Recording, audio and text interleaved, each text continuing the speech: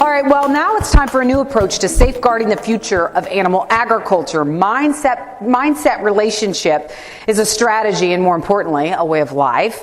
Connecting those who produce food and who represent them with those who need food and energy to live active, productive, and fulfilling lives. So in this session, Iowa Soybean Association's Aaron Putze will share lessons learned by focusing on what's important, not urgent, on the way to building and really cementing positive public perceptions about modern agriculture. And following the session, Aaron will be available at the registration table to visit with attendees and actually has signed copies of his book, You Are Destined for Greatness. So let's welcome Aaron. Thank you. Thank you. Wow, the few, the mighty, the proud, those who made it to the very end. I think everybody gets, I visited with Casey beforehand, everybody gets free barbecue and tickets to the next Royals game for being here for the last session. So give all of you a big round of applause for holding out here and sticking with it. It is a pleasure to share some thoughts with you as we get ready to hit the road, because I think some of the things that I will share with you are things that you can ponder, deliberate a bit on, ruminate a bit on as you make your way back to where you came from.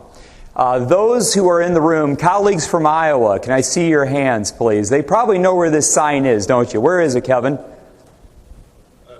Machine Shed Restaurant in Urbandale, Iowa. Anybody enjoyed dinner at the Machine Shed Restaurant here in the room? I love it. I love that sign because, you know, agriculture is so important. It's important to all of us. And I want to thank and recognize the leadership, the staff of the Animal Ag Alliance, whether it be Kay or Casey or Kylie or Abby or Hannah or Emily. They all play a big role in making sure that they are keeping agriculture a way of life that benefits all of us. And I'd like to also give all of them a big round of applause here this morning. Join me, please.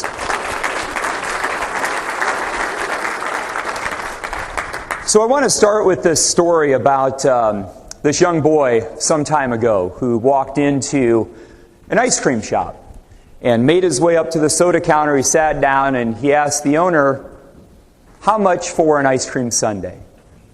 And the owner looked at him and she said, "It's 50 cents. The young boy reached into his pocket, he put a bunch of change out on the counter and he began counting it. And the owner of the store watched for a bit until the boy said, "Well, how much for the plain vanilla ice cream?" And the owner, growing a bit impatient because there were other tables, there were other customers to serve, said, "Well, it's 35 cents. The boy went back to counting his change and finally, after some more time, said, "I'd like the plain vanilla ice cream." He was served. The owner of the store, she went back on their way. There were a lot of other tables to serve, a lot of other things to do. And she noticed a few minutes later that the boy was gone. The empty bowl sat there on the counter. And as she went to clear the bowl, she got a lump in her throat as she looked down and she saw that there was 2 nickels and 5 pennies laying by the empty bowl of ice cream. He wanted the sundae, but he would have not have had enough change left over to leave a tip. The moral of that story is, wouldn't it be great if ice cream sundae was still 50 cents? Making myself hungry. But the bigger moral of that story is, how often are we prone to be judgmental? Especially in those first interactions that we have with people. And yet I would say that we've even talked a little bit about that in our conference here today, about not being judgmental, especially in those early conversations that we're having with people. Instead, approaching those conversations and those interactions with a focus on being courteous, treating others with dignity, and by all means treating others with respect. Now, I know many of you have a piece of paper, pencil, and a pen, so I'm going to ask some questions here, and I'm dealing with a really, really sharp crowd here, I know, especially with those like, let's see here, James, who do not make eye contact, all right, when you wander out. My first question, name the last 5 Heisman Trophy winners. Can you name the last? Who's Googling? All right, where's Steve? How about jot down 10 recipients of either the Nobel or the Pulitzer Prize? Or how about, can you shout out 5 Academy Award recipients for Best Actress or Best Actor in the last 5 years? Now, my guess is some of you may have an answer to 1 or 2, but then pause for a minute and list 3 people who have made you feel appreciated or special. Or can you name 2 teachers who have personally assisted you on your educational journey? Or how about 3 colleagues, maybe some who are at your table, maybe in this room, who have helped you through a difficult time? My hunch is that you're much more readily able to respond to those last 3 questions than the first 3. They call that the Charles Schulz philosophy. His philosophy is people who make a difference are often not those with the most credentials, the most notoriety, the most publicity, the loudest voices. Instead, they are simply the people who care the most. They're personally and emotionally invested in you.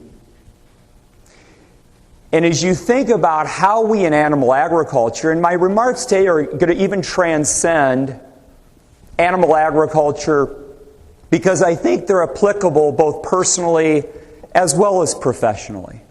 At the end of the day, relationships are key to engaging on any level, on any topic, as well as being an influencer. You know, I kind of made note in the board meeting on Tuesday that we were going around the table, we were talking about things we're doing, and one of the persons gathered around the table said, I'm not an influencer. I'm not an influencer. And I wanted to stop and I want to say I beg to differ. We are all influencers, for good or bad. We all have the power to influence. We all have the power to lead and engage. Bottom line, what we do matters, but more importantly than that, it's how we do it that matters most. So, like many of you, my roots run very deep in agriculture. Here's my grandma and grandpa. There's my uncle on his prized farm hall. I'm guessing many of you have some photos in your archives that look like those. This is the farm I was raised on, just south of West Bend, Iowa, north central part of the state. If you look in the upper right hand of that picture, that is a hill in Palo Alto County, okay? So we had the only hill in Palo Alto County. It was on our farm.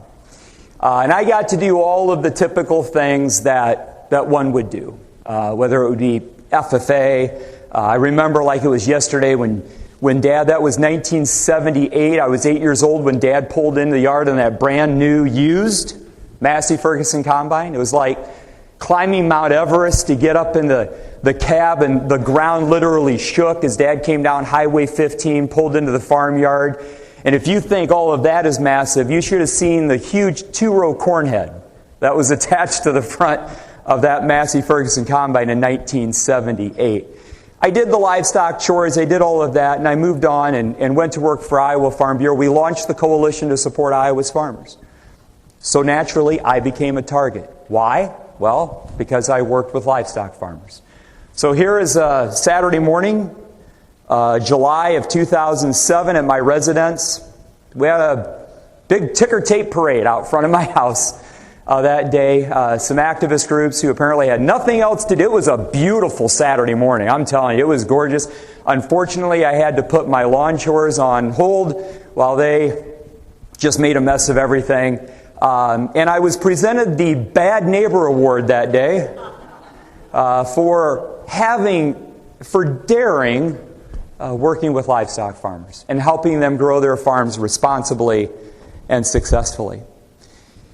During that time, I remember it was 2008, and I was flying back from another meeting where we spent a lot of time talking about agriculture and about influencing, the 98% of people who don't farm. And we had spent most of the meeting just talking about the problems.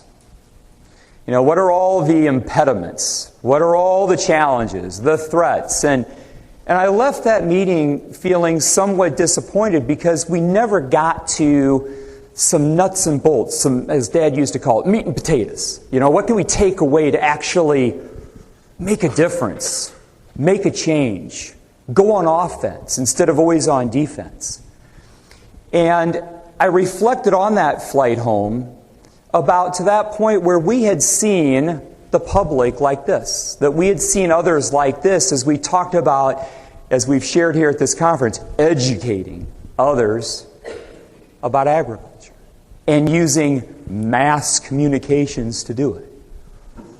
And I thought to myself, there has to be a better way, because relationships are the driver. Relationships make things happen. Not just treating others and audiences as just one monolithic group that is faceless and nameless. And I jotted down on the back of a United Airlines cocktail napkin an idea about doing it differently in Iowa as it relates to engaging with others about food and farming. And I just started at 35,000 feet doing some word play, and I came up with this idea for the Iowa Food and Family Project. Now, it was nothing earth-shattering. It was simply putting a few words together, but the thought that occurred to me that would be different about this is that we would focus on engaging about agriculture, one family, one person at a time. Elbow to elbow, face to face, person to person, relationship, relationship, relationship. Now, we knew it was going to take some time. What great relationships, though, don't take time? There's no on and off switch. There's no just pulling a rabbit out of the hat. Good work and great outcomes will take some time. But isn't this kind of engagement much more long-lasting, productive a pursuit? And now, under Lydia Zerbe's leadership, and involving organizations like are with us today, like the Iowa Egg Council, the Iowa Pork Producers, the Iowa Beef Industry Council, and 35 other partners in Iowa, we are engaging with 135,000 opt-in people, friends about modern agriculture. And we have found that audience is 8% more trusting of modern agriculture than those not involved or engaged with the Iowa Food and Family Project. That's the power of relationship building. Now, I'm going to share a couple of key takeaways, but I'm going to preface this last part of my presentation here with you that I'm a work in progress.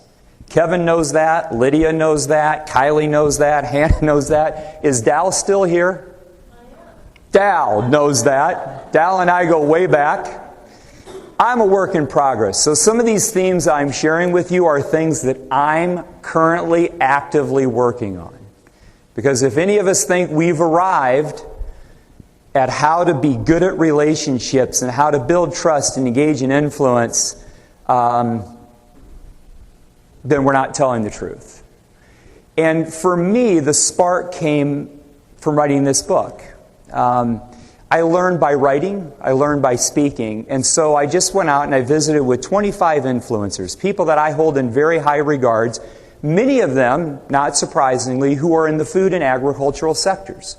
like Mary Erickson Brown, who's president and CEO of AE Dairy. Randy Edeker, who has Hy-Vee.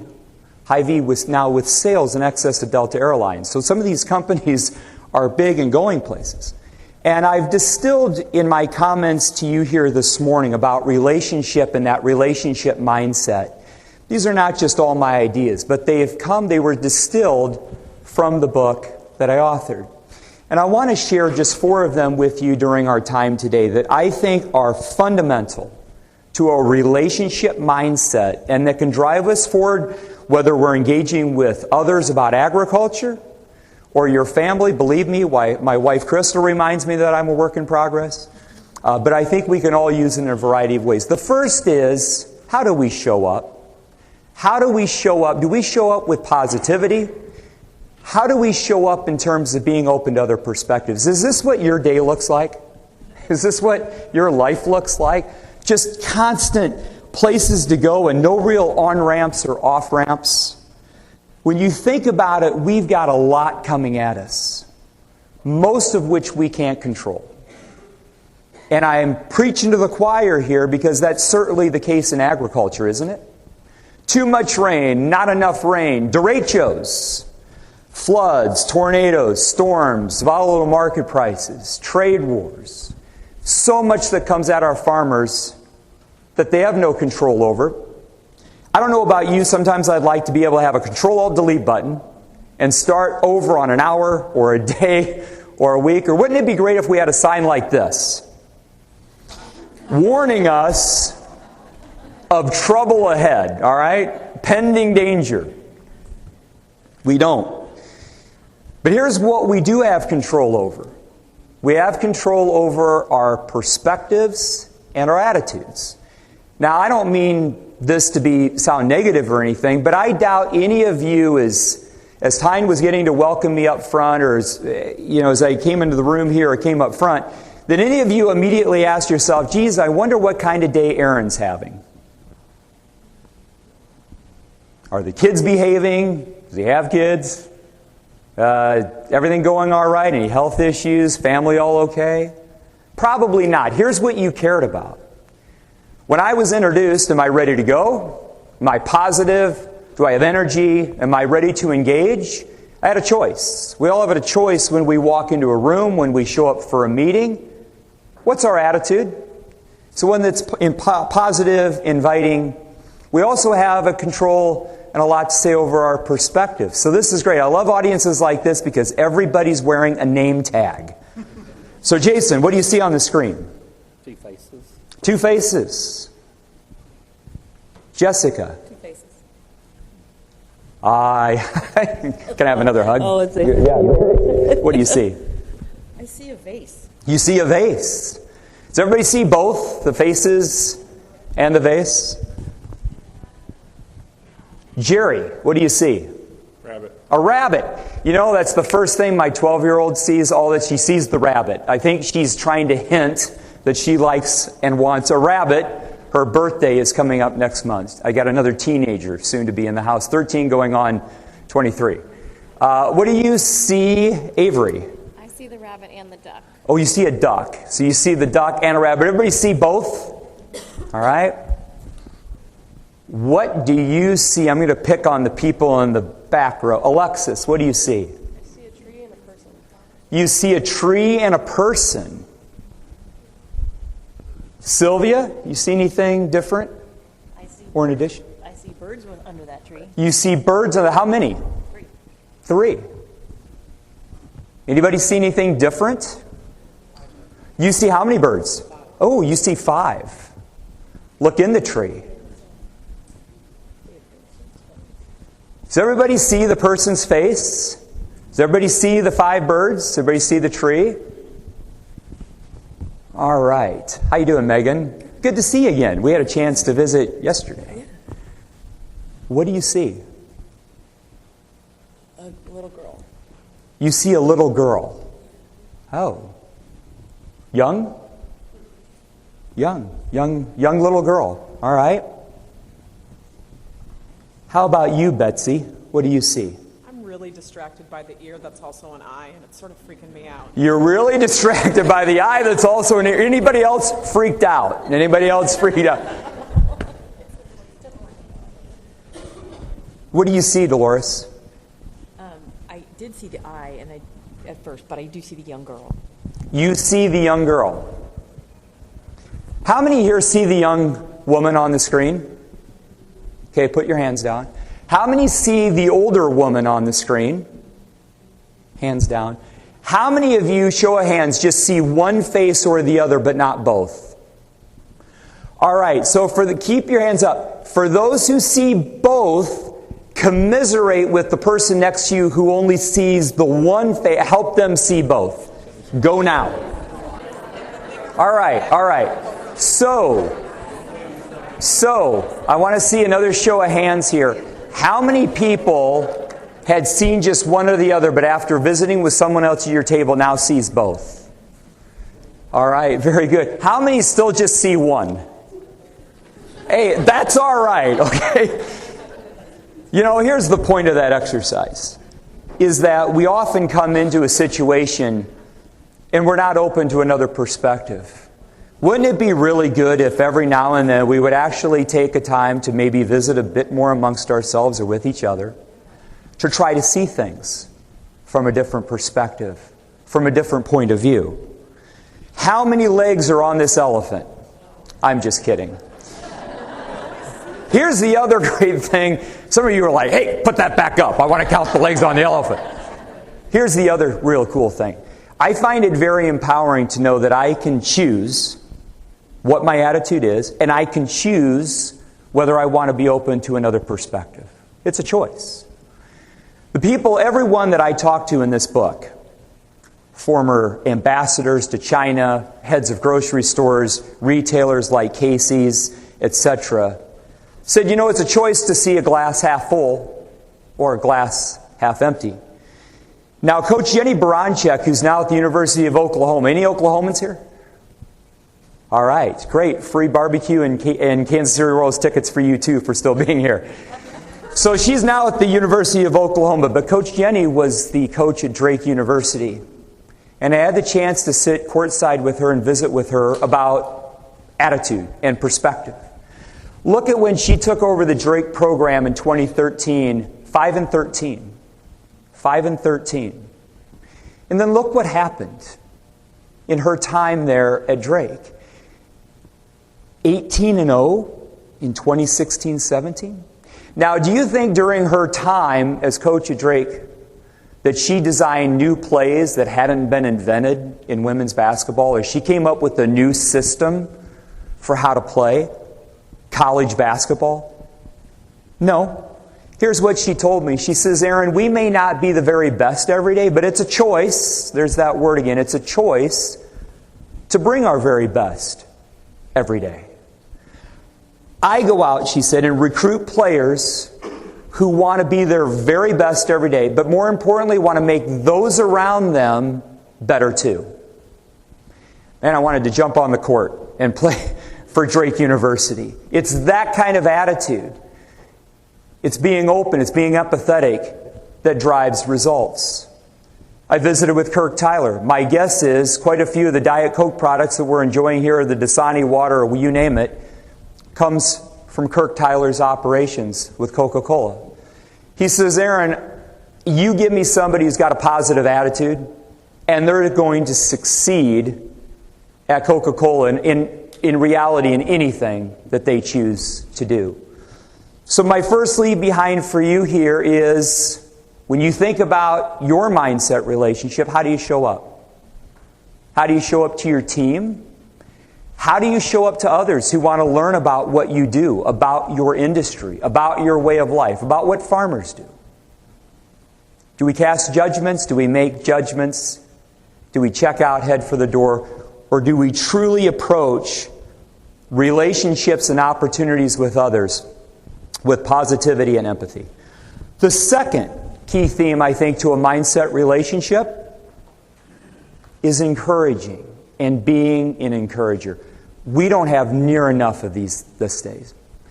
We're ready to see the negative, the fault. something that wasn't delivered just right, food not just warm enough, beverage not cold enough, service not fast enough.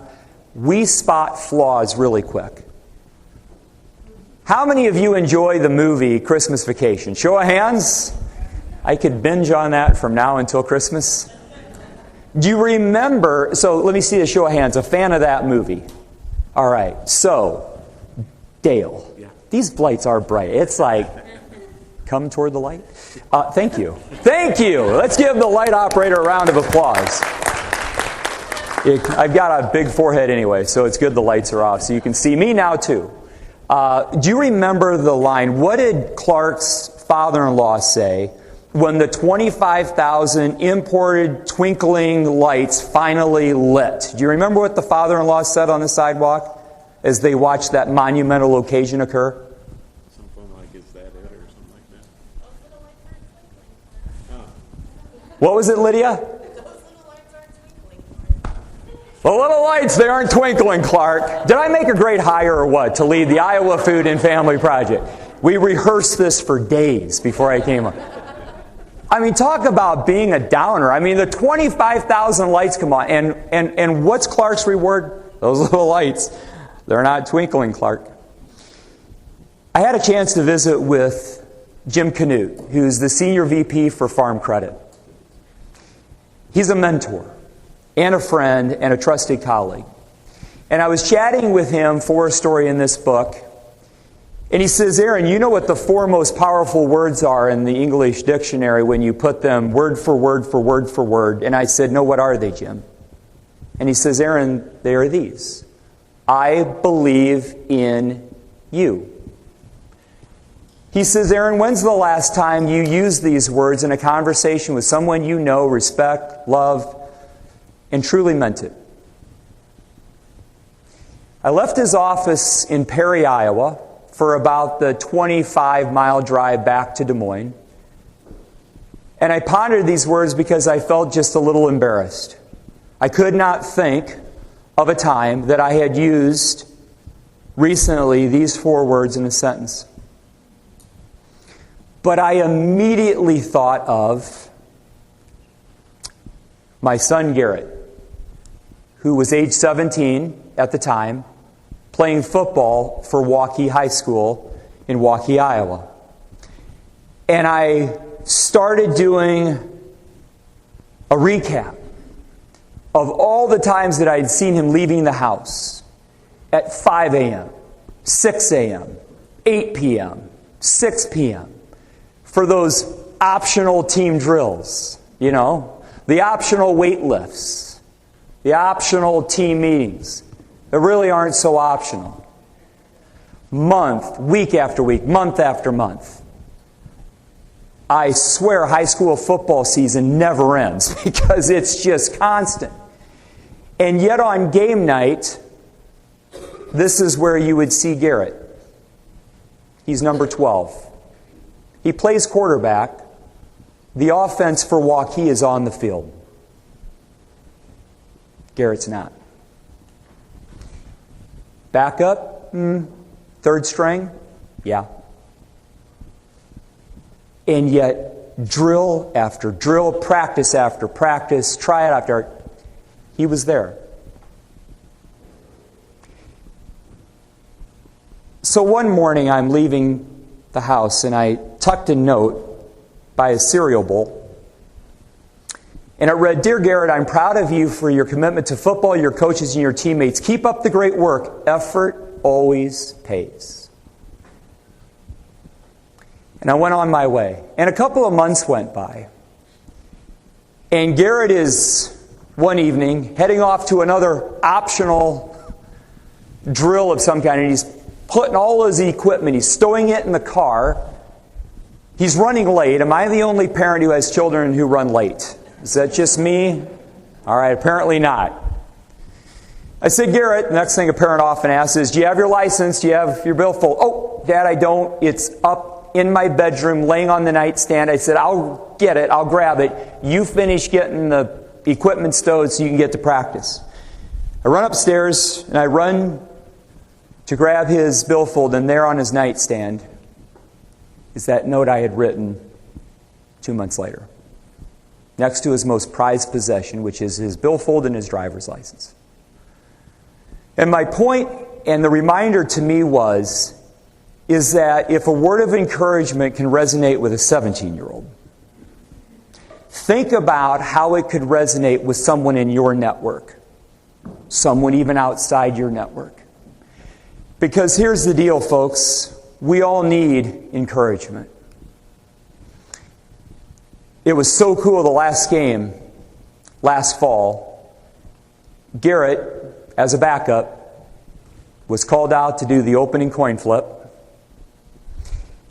And the team was not doing so good at the end of the third quarter. We were down 38-0 against Dowling, which has a really good football program.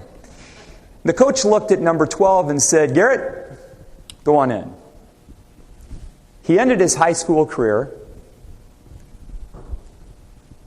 2 drives, 2 touchdowns.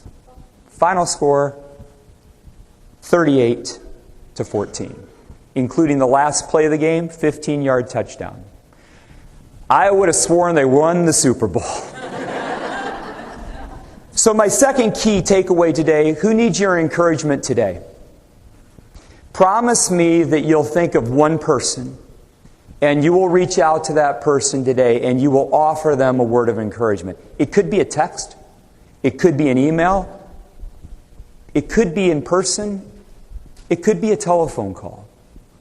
Trust me when I tell you that someone in your network or just outside your network needs to hear from you today. Humility comes up over and over and over again in terms of having a mindset relationship.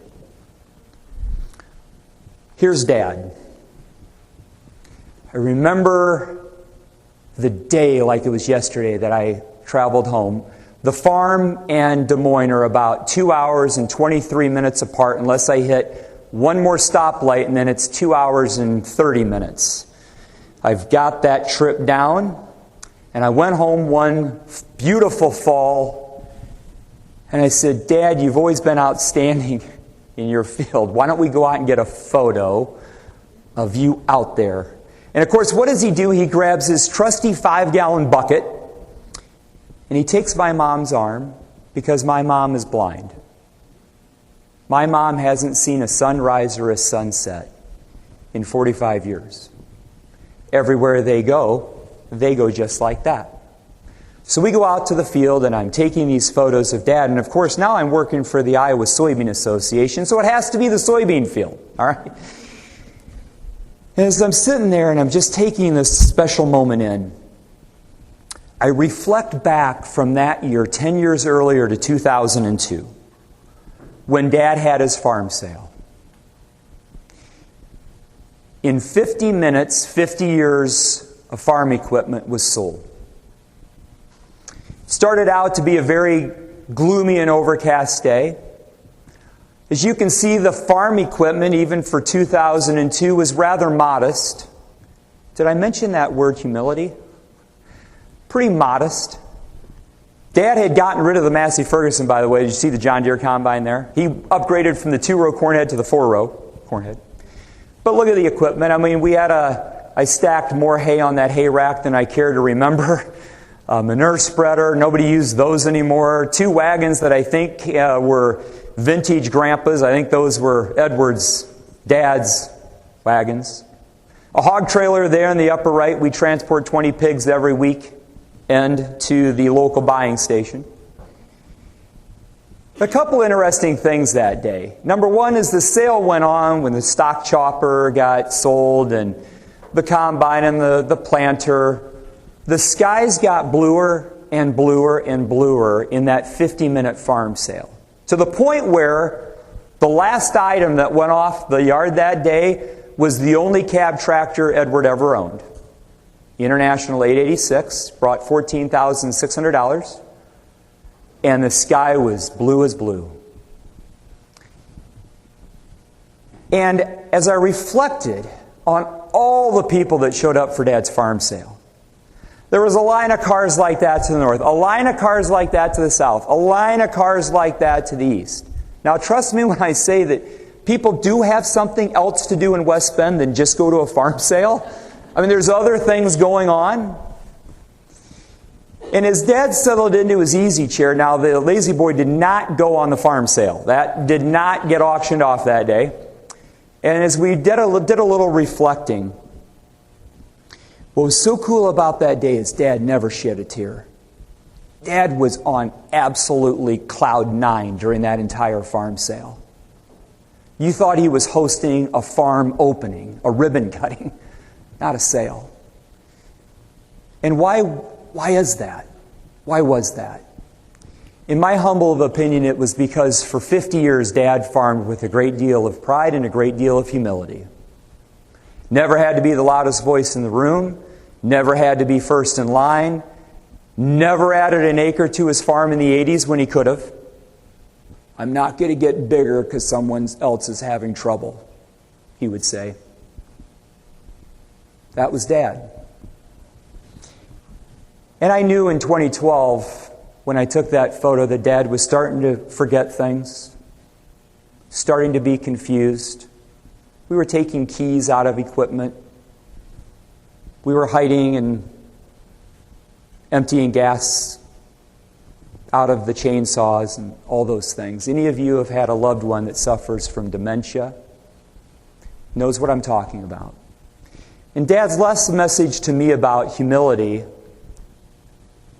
was when he passed in 2017.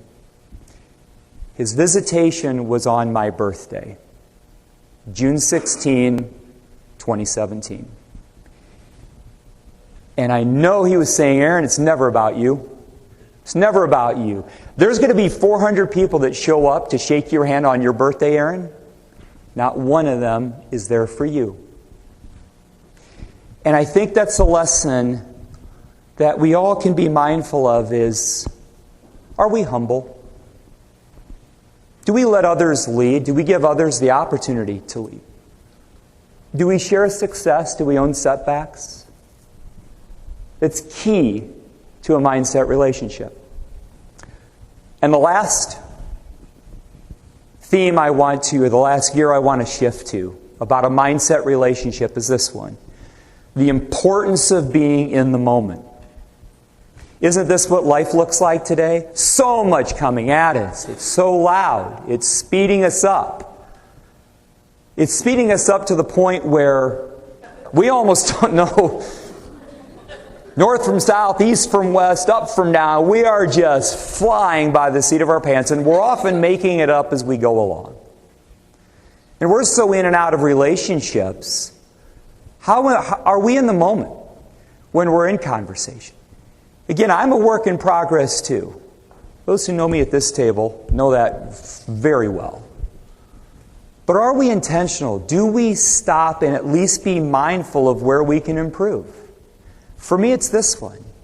For me, it's being in the moment. Because when we're not in the moment, we make mistakes.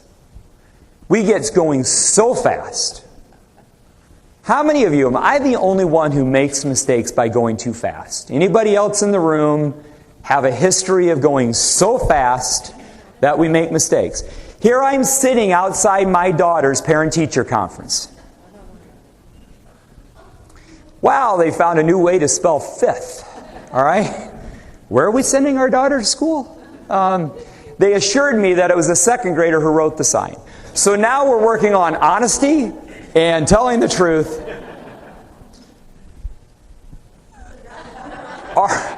Are we going so fast that we also miss some really cool things? Seriously, this was a business in Urbandale, Iowa, that I would drive by on Hickman Road, and I would go, okay, these two definitely have to be in cahoots with each other. I mean, it's just, you can't make that up. You know, are we going so fast? Sorry, we'll just move on. Are we going by so fast that we miss a lot of really good things too?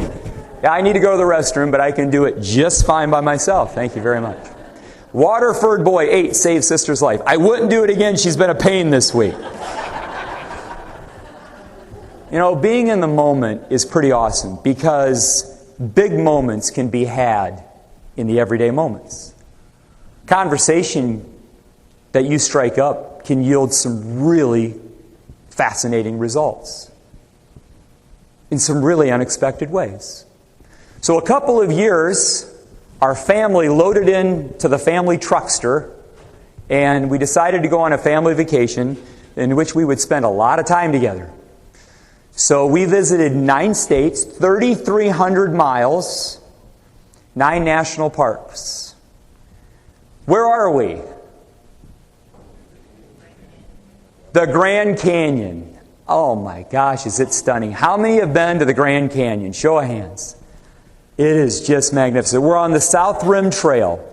So there's my beautiful wife, Crystal. There's the aforementioned Garrett, Grant, and there's Jalen, at the time 11 going on 21. So there we are on the South Rim Trail of the Grand Canyon. And we're taking it all in, and there's a really awesome photographer I know. His name is Joe Murphy, who once told me, he says, Aaron, the best photos are usually behind you. I don't know why I thought of it at this moment in time, but I decided to turn around. I see. I'm like, oh my gosh, that is absolutely stunning. Now I know it's true that 5 people every year fall to their death at the Grand Canyon. And then I snap back to reality. I go, oh my gosh. Talk about being in the moment. I mean, they're in the most beautiful place on the planet, arguably. Do you think they even know where they're at right now? There's a proposal going on. Now, I've got a Nikon with me that has a lens that's longer than this plug-in strip, so I decided to take a photo. Then another photo, a couple more photos. I'm kind of zooming in and out, going to take a couple more photos. Now, what do you think my wife, Crystal, is communicating to me telepathically at this time? Aaron, would you put the camera down, for crying out loud? You're creeping me out. You're a stalker. All right, put the camera down. So do you think I listened? Oh, give me some credit. Even though you don't know me all that well, I didn't listen. I took a few more photos, and finally, at about the 5th urging, I put the camera away, and we continue on our way down the South Rim Trail. Now, we get a little bit further down the trail, and it's hot and it's warm, and it's time to turn around. So we turn around and we go back to where we come from. And Kelly, who do you think we meet coming toward us on the South Rim Trail? This lovely couple. Of course. They're coming toward us. Now I've got 1,000 thoughts going through my mind as I see them approaching. What do you think my wife is communicating to me telepathically? Don't you dare say a word to these people. You've harassed them enough with your Nikon camera. Keep walking. Whatever you do, keep walking. What do you think I did, Sydney? Stop. Of course I stopped. As they're reaching me, I stop and I reach out my hand. I said, hello. My name's Aaron. I'm from Waukee, Iowa. That's a good handshake. I did not get that kind of handshake from... She stops and looks at me and she goes, I'm from Orlando, Florida. I said, well, good for you. It's great to meet here on the South Rim Trail. Any news? Anything to talk about? She goes, oh, yes. Yes, we just got engaged. I said, really? You did?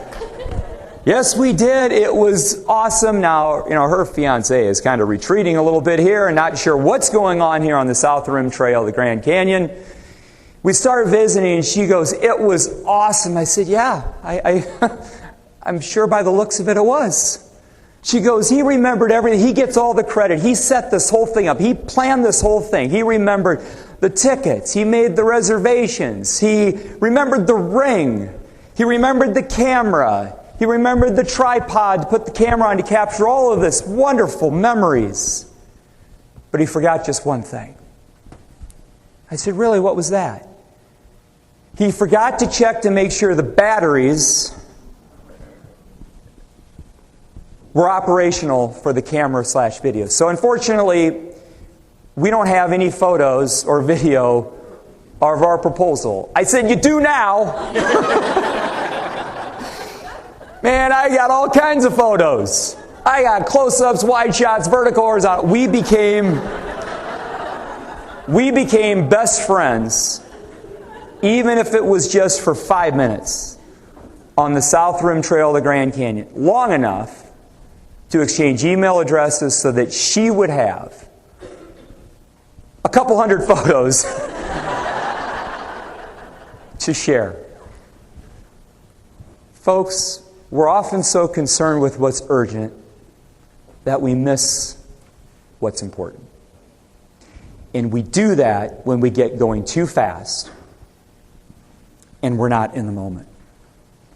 So to summarize, shift to a relationship mindset by being positive, being an encourager, modeling humility, and being in the moment.